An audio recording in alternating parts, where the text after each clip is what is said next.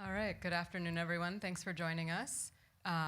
We're in talk number, I don't know what, of our two-day anniversary marathon. And I'm absolutely thrilled to be here with Doris Salcedo and Bouchra Khalili, two really amazing artists who've come a long way to join us. Maybe a little bit less for Bouchra. Excuse me. But I'm really excited about this conversation and being able to be up here with both of you. Bouchra's history with the New Museum goes back to an exhibition we did in 2014 that was called Here and Elsewhere. And if you saw that exhibition, you would remember her piece.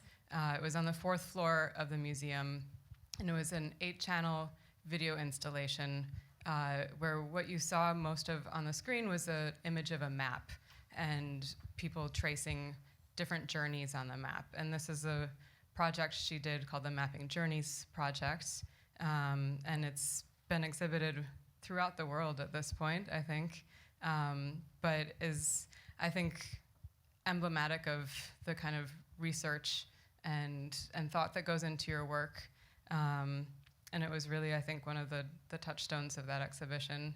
And Doris Salcedo had an amazing exhibition here from 1998. And I think that was your first solo show in the United States. And it went on to travel to Site Santa Fe and SF MoMA.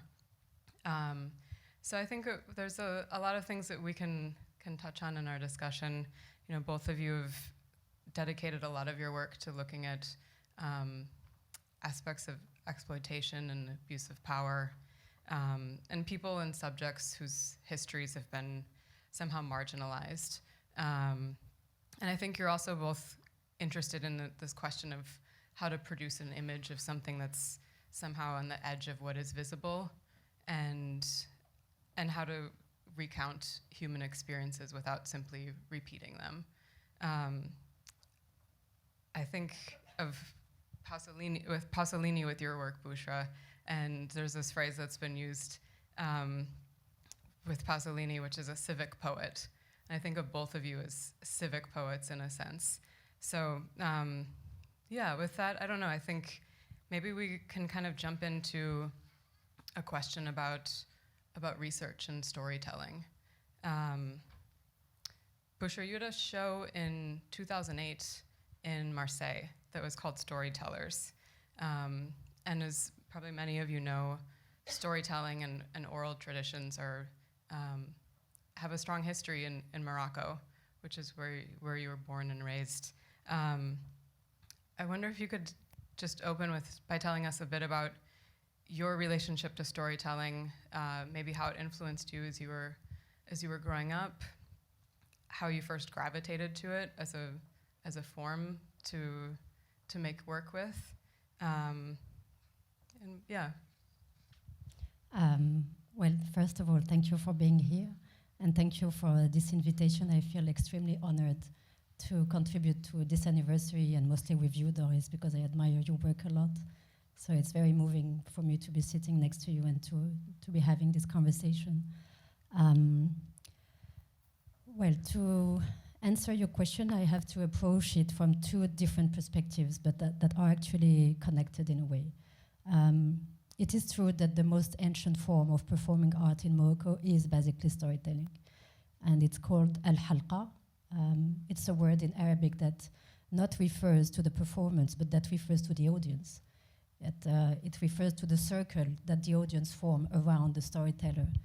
And the stories are usually being told in a public space, on a square, a plaza, an open-air market, and it's actually a form of performance that I used to attend when I was a kid and that I enjoyed a lot, because even though they were based on storytelling, they had also sort of complex structure with many interludes made of songs, reciting poems, telling jokes, interacting with the audience, and some viewers engaging in a sort of dialogue, and digression was somehow part of the whole performance. So it required a sort of training, because you have to memorize literally thousands of stories, but at the same time you have to also improvise and react with the audience. The other perspective is that, in a way, storytelling is a sort of alternative history book in Morocco. and I guess in most of North Africa, because somehow the question of history was both appropriated first by the colonial power, but also by the regime that were established after the independence, that somehow hijacked the history of the country, and we were, in a way, prevented to tell the story of the people themselves. So that alternative history was actually told into the forms of stories within the private space, among family, and that's basically how I learned the history of Morocco, and the one that was not included in the history book because it was not what was meant to be the official narrative before the independence or after the independence, or about the struggle for independence. It's something that we were told, and that we were told to repeat only in private areas among us. So it was the history of the people told by the people to the people, but that was not written in a way. So I guess I was, in a way, very influenced both by this practice of civic poetry. You were mentioning Pasolini, who is indeed one of my major influence, and in that figure of the storyteller, of the public storyteller, there is also that alternative history of Morocco that was told in a very metaphorical way, very hidden, extremely subtle. But as members of the audience, of course, we understood what he was talking about. So there was also this culture of language and the power of speech that was operating at different level. One that was very literal, and the other that was more hidden and more metaphorical. So maybe it is something that one can identify in my works in video, where speech play a very important role. I mean, I'm curious too, because storytelling can be, as you're saying, this kind of alternative history and a way for people to maintain a narrative that's otherwise, somehow going to be wiped out by a maybe more powerful colonial narrative in this case. But storytelling also has a relationship to fiction. And, I'm curious to hear you consider or speak to a little bit of how you think about fiction in relationship to your work, and this tension between fiction and documentary. Documentary is a very tricky word. So as much as political art as well.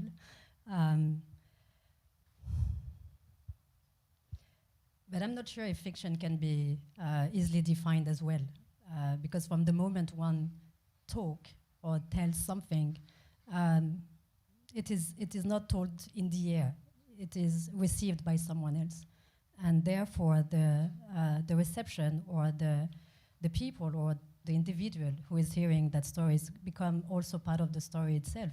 So maybe if there's a relationship to fiction, it is in this interval between what is being said and how it is pictured by the viewer or by an audience or by a listener. So the fiction does not necessarily depend on the stories that is being told. It also depends by the individual who is listening to the story. It's a sort of open platform that can be filled by many different other things and factors.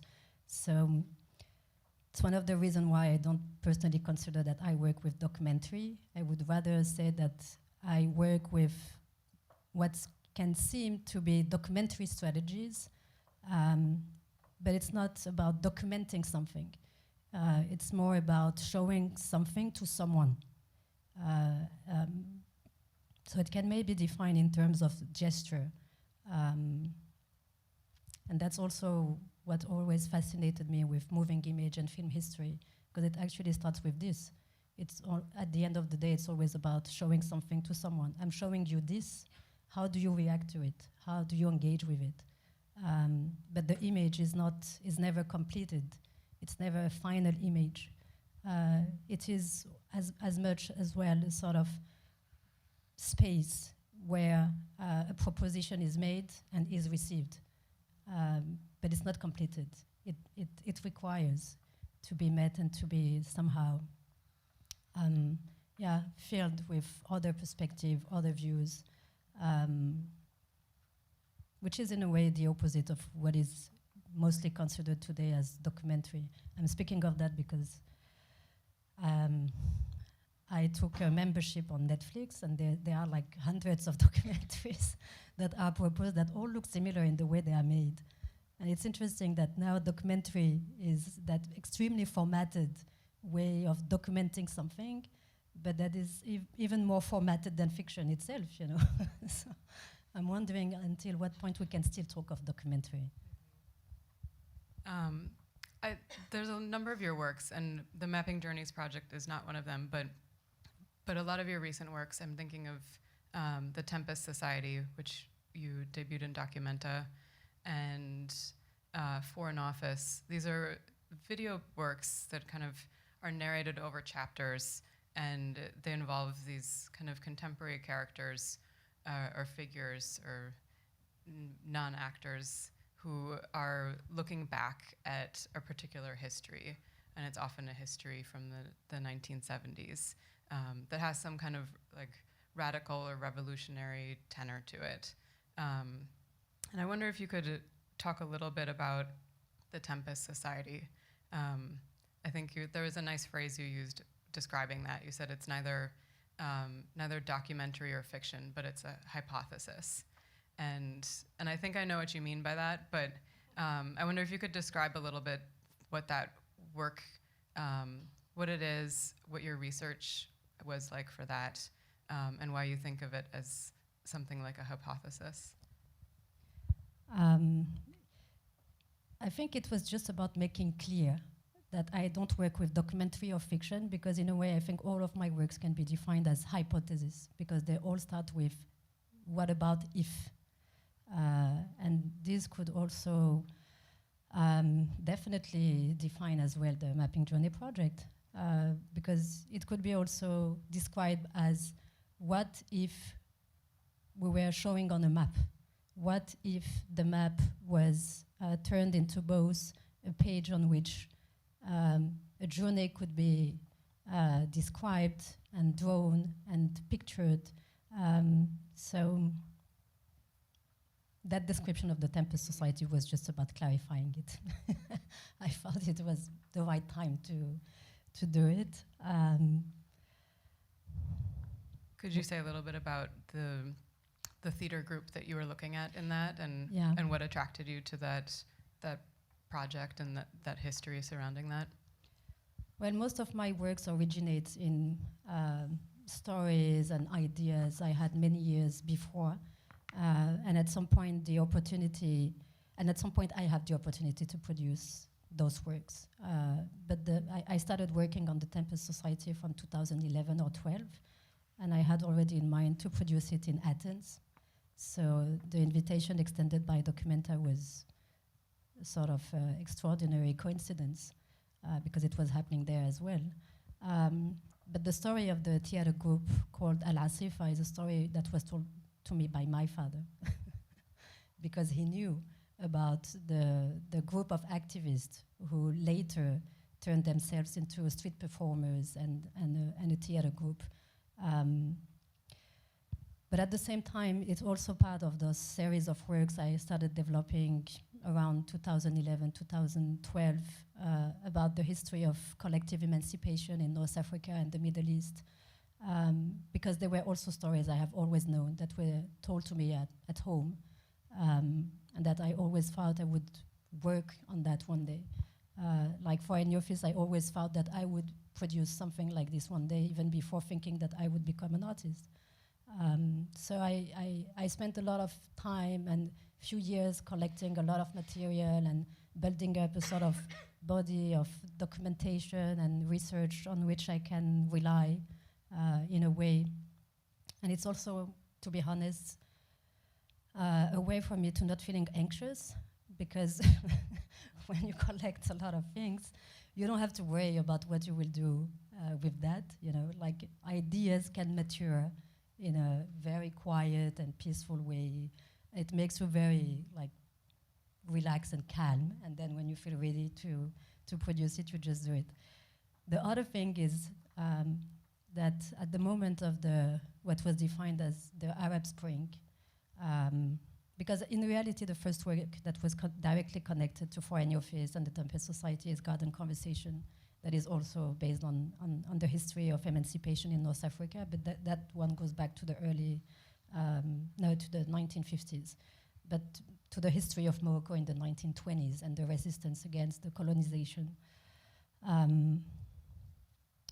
I thought that at this moment, maybe we should look back to our history, because the way the Arab revolutions were pictured in the media were very much about the Facebook revolutions, and as if the Arabs needed Facebook to start a revolution. Now we have Facebook, we can do it. But the history of the Middle East and North Africa is basically a revolutionary history for the last 200 years. And that's also the narrative that is missing when one thinks of the uprising in the area. So in a way, it's also, one can look at it as if the history of decolonization was not over yet, that it is also a new age. And when I'm saying that, I'm not only referring to the colonization from the West. It's also about the authoritarian regimes and the dictatorships that were implemented after the independence. So it's also the reason why I thought, okay, now we should go back to history. It's paradoxically the right time for that. Doris, I want to jump to you. Your work has so much to do with violent regimes as well. But I think what people sometimes forget about is that each one of your works has a particular story behind it. And I know that research is extremely important for you. So I wondered if you could speak a bit about your research process and how it is that you go about, how you first encounter a story, how you kind of dig deeper or investigate a little bit more. And what's your process like when you're first kind of developing a work through a story that you've encountered? I don't think only in terms of authoritarian regimes. I think more in terms of political violence that is taking place all over the world. I terribly dislike the idea that maybe because Bouchra and I, we come from, she comes from Morocco, I come from Colombia, have conflicted histories, that our work is located exclusively in those areas. I think, of course, my work began in Colombia, which is a country that has endured civil war for 200 years, and it has been labeled in negative terms. So that negative history can give me a perspective. But then my work does not come from Colombia, it comes from turmoil.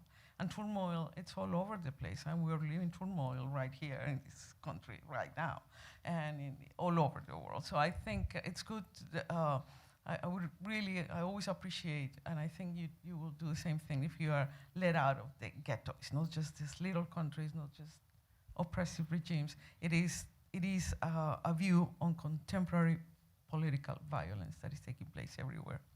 Saying that, then I start working always with the testimony of a victim of political violence. It could be Colombian, it could be from any place in the world where tragic events take place. And those tragic, terrible events take place everywhere, every day.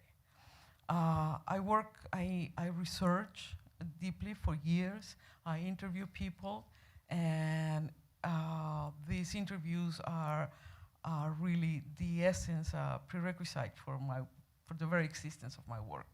So once I have these testimonies, I try to erase myself, and I try to be faithful to whatever has been given to me, either an object or a story or a word or whatever. And from there, I start building the work.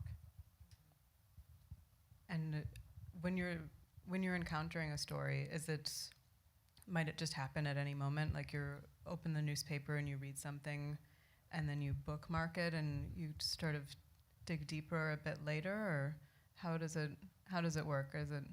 No.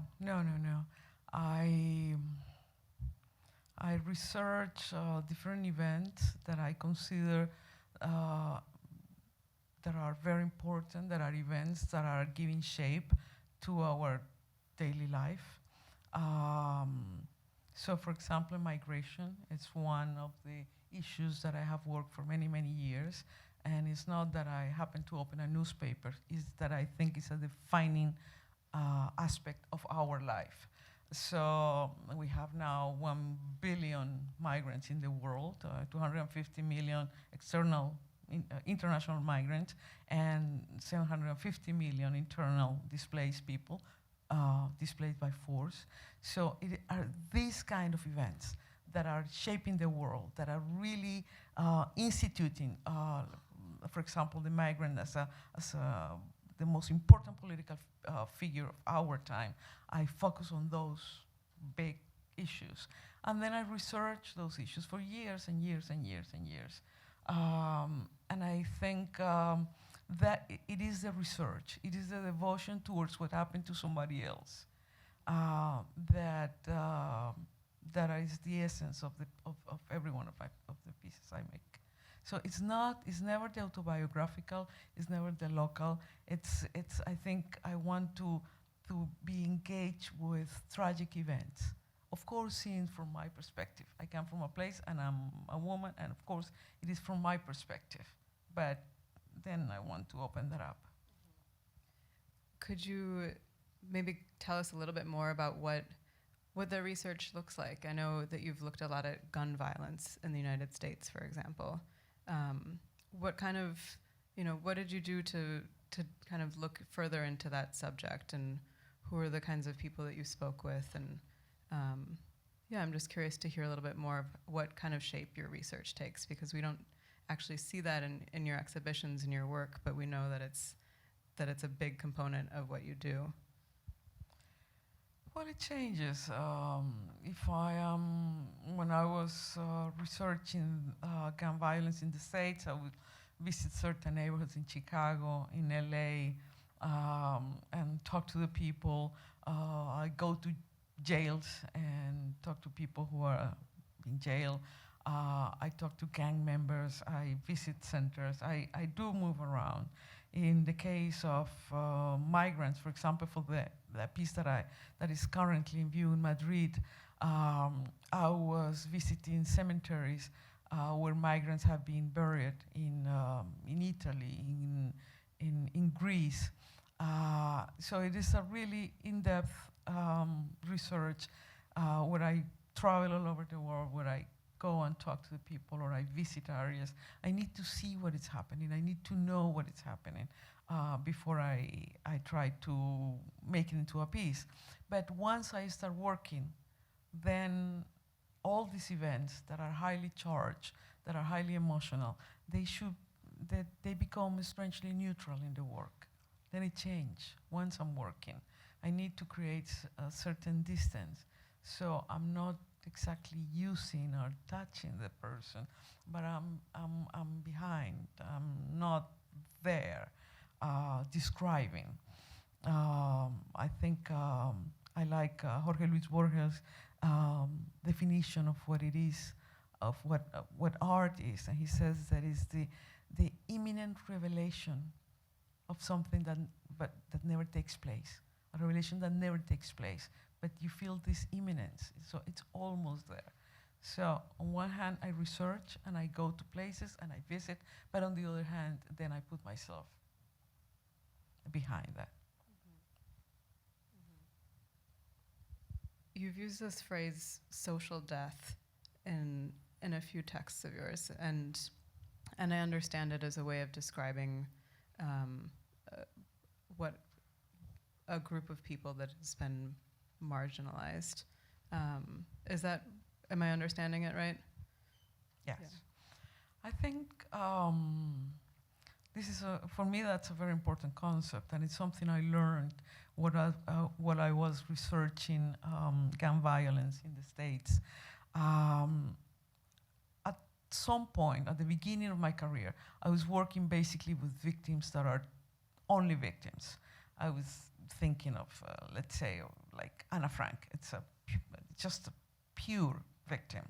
And then I realized, visiting Southeast LA neighborhoods, for example, I realized there is a gray zone where the victim can become a perpetrator and backwards, where the social conditions are so raw and difficult that you can inhabit this gray zone where you can be both victim and perpetrator at the same time. So in these areas is where I found that social death. And that social death always is present before an actual physical violent death takes place. It's kind of also a invisibility, or do you mean it's also when people become sort of socially invisible or politically invisible? Oh, absolutely, absolutely. If you are stateless, paperless, if you are outside of the system, if you are left behind in terms of race or class or whatever, then you inhabit that area, and then you are more vulnerable. And there is no coincidence that more blacks and browns are being killed all over the world, not only here. It's because we inhabit that area. And that's what is so unfair, and that's why it is political violence, even though it might be just what you call gun violence. I don't think it is gun violence. I think it's political violence, and it is something that is controlled from higher up. I have a question too about visibility in your works. Bouchra, one thing that was really interesting for me with the Mapping Journeys project is how the narrators in each of these videos, you can see their hands as they're tracing their journey on the map, but you never see their faces. What you do hear is their voices and their narrative, but you don't see any face.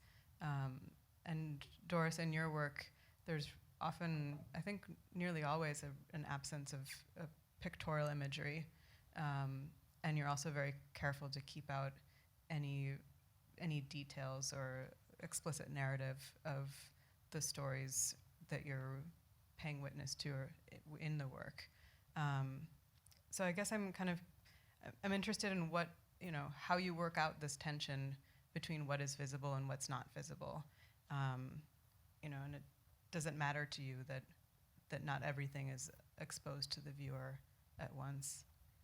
I think it's very important that it's not absolutely visible. I think the most important art, for me at least, is the art that does not show everything. Because I'm working only on political violence means that you imprint by force this image on the person the violent one is attacking.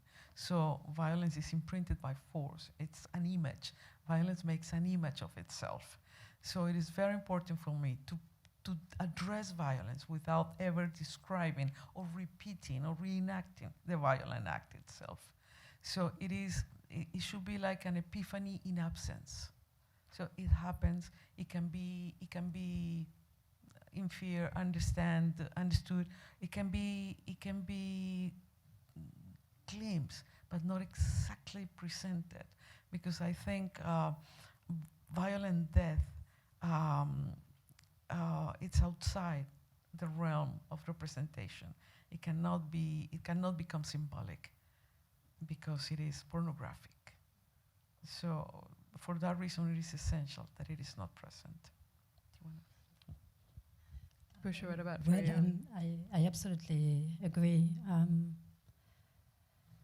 I think that when Edouard Glissant addressed the question of the right to opacity, that's also what he means. I personally,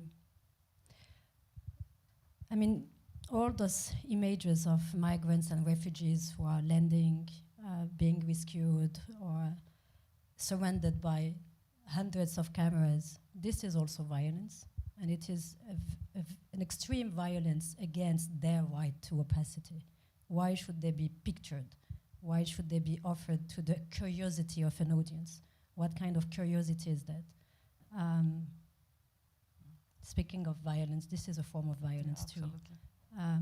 And working, and at the same time, And I agree with you. I think our practice cannot be restricted to the fact that you come from Colombia, I come from Morocco.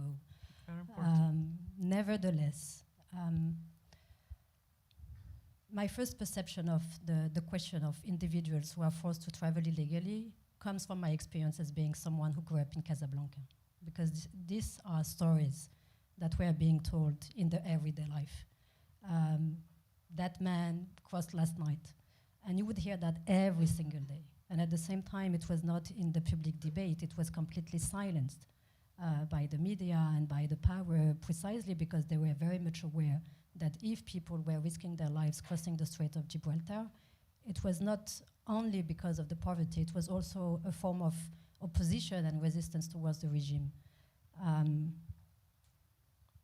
10 years after, there were all those cameras waiting for them around Tarifa, Caña de la Meca, all those places in southern Spain, where the most lucky ones eventually arrive. And what was shown were those cameras, you know, and this picture of the migrant as shaped by the media and therefore by the power.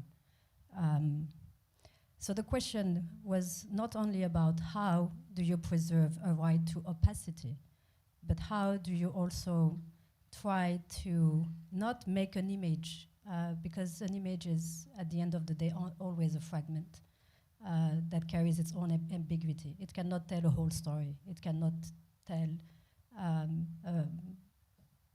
a whole story. There is always a sort of what the French call a manque à voir, something that is missing to see, but it's precisely the site where there is a chance for, let's say, a space for an equal and interaction with an image.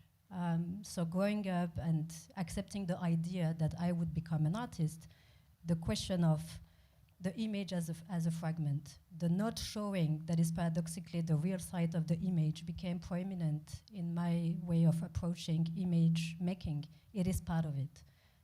And it is somehow the side around which you try to develop that side where something can be seen at the same time. It will never be shown completely. But paradoxically, that's also the chance you are offering, or the opportunity you are offering to a viewer to picture what is missing.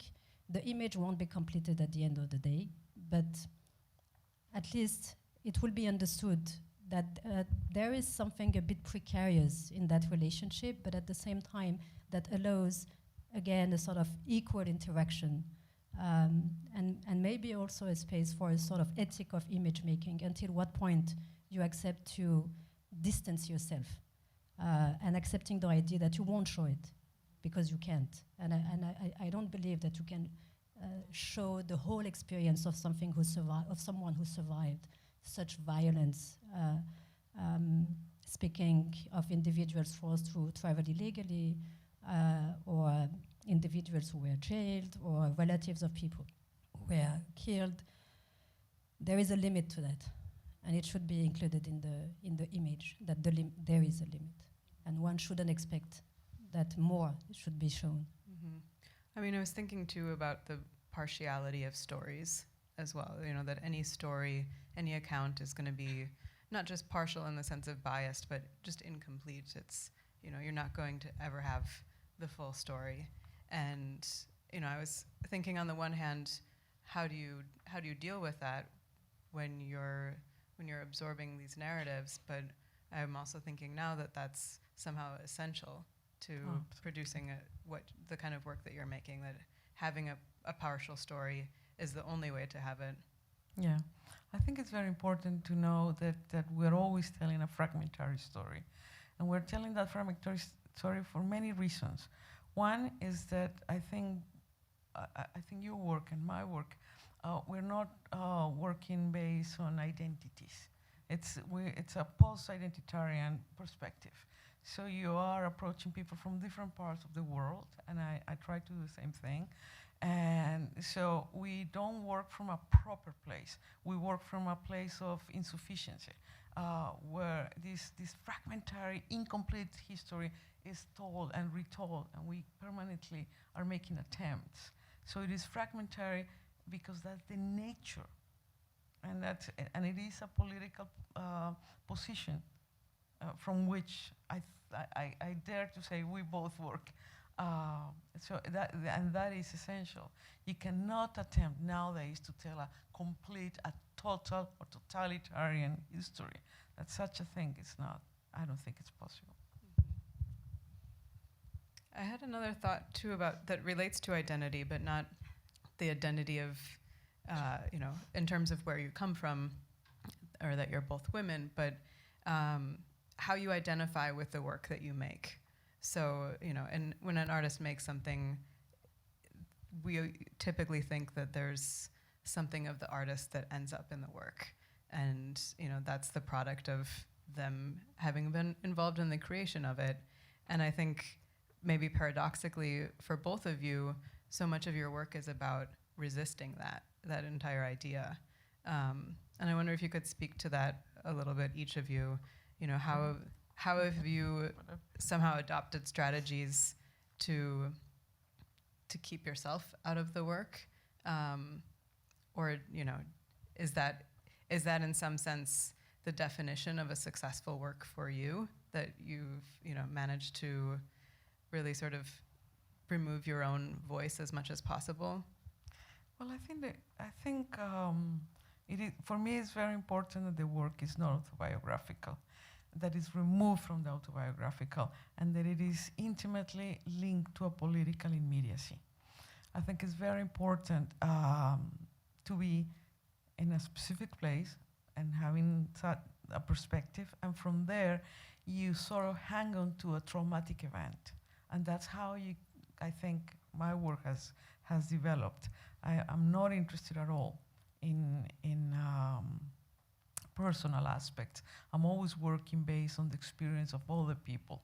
Nonetheless, I cannot deny that it is through this body, through myself, that the experiences are being dealt with and elaborated and actualized. There's no denying that.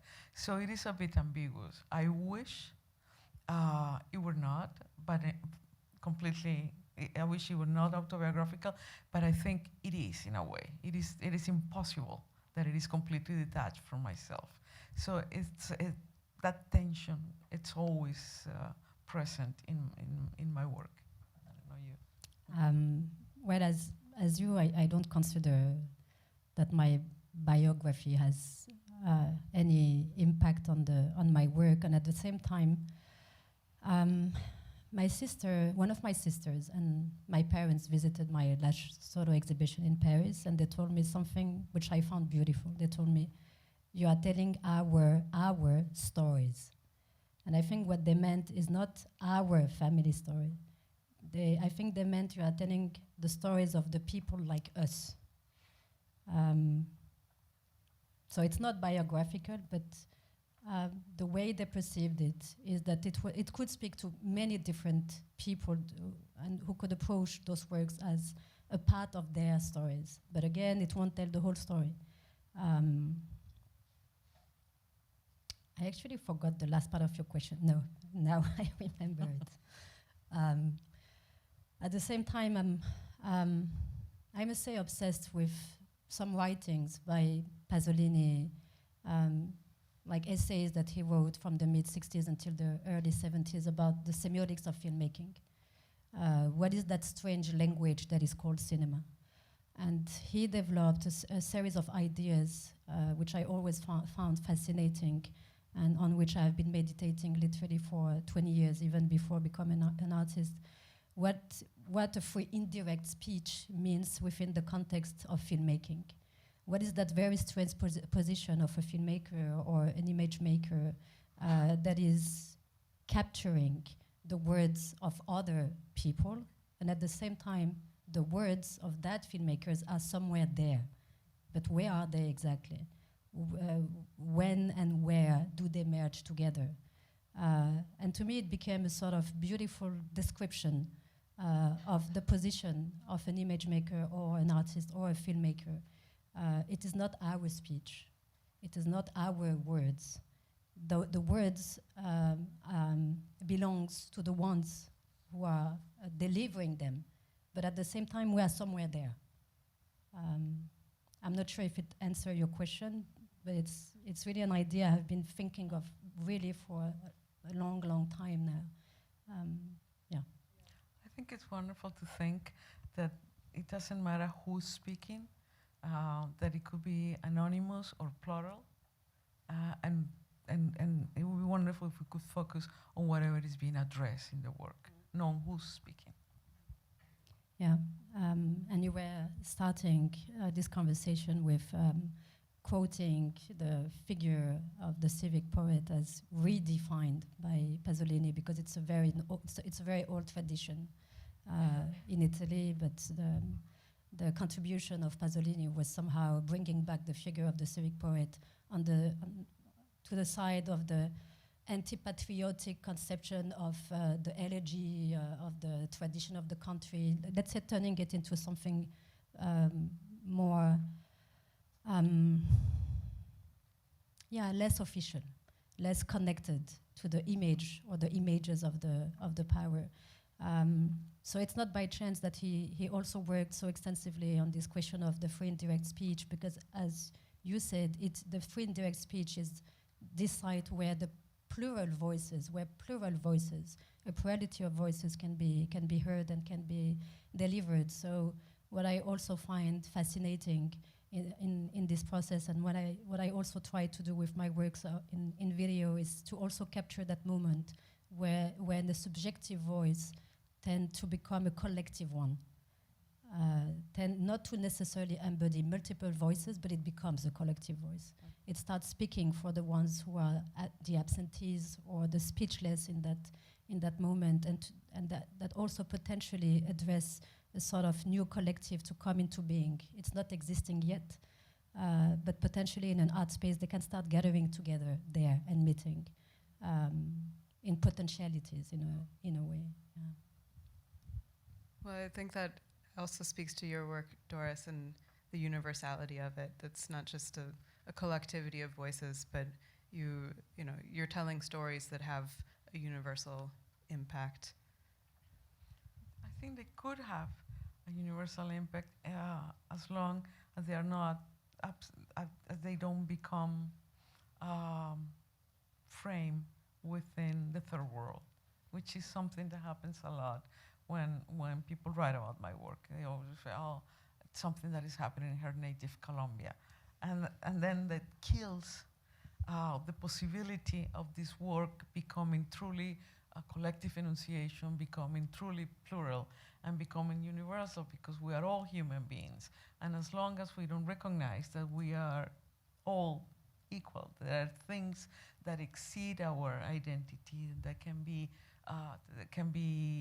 unite us and we can recognize as purely human, then it's very difficult. I think what I attempt to do, or what art tends to do, is to redefine what is human. And that should be enlarged every day. Every work of art try to enlarge, to encapsulate some parts of humanity that have been left out of the official history. So it is important for me that it becomes truly collective, and that it can go to different places. I have spent years researching Ceuta and Melilla, for example. And that doesn't mean that I have to only talk about Colombia or only this, but it can cross borders. It can go beyond. I always liked Martin Luther King quote when he said that he's been working segregation all his life, so he was not going to segregate his moral concerns. So I think we can pay attention to what is happening everywhere. It doesn't have to be restricted, but and that's my intention, but sometimes that's not the way the work is perceived. Well, thank you both so much for being here with us. Yeah. Thank you. Thank you.